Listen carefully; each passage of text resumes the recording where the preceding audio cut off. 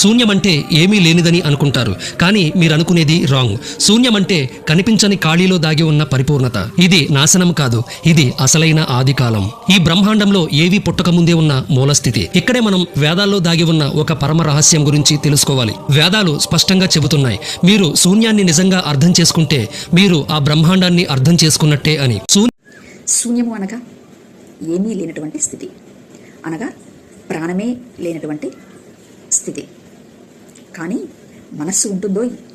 ఇక్కడ ప్రాణమే లేదు అని తెలియచెప్పుటకు ఒక మనస్సు ఉండాలి కదా.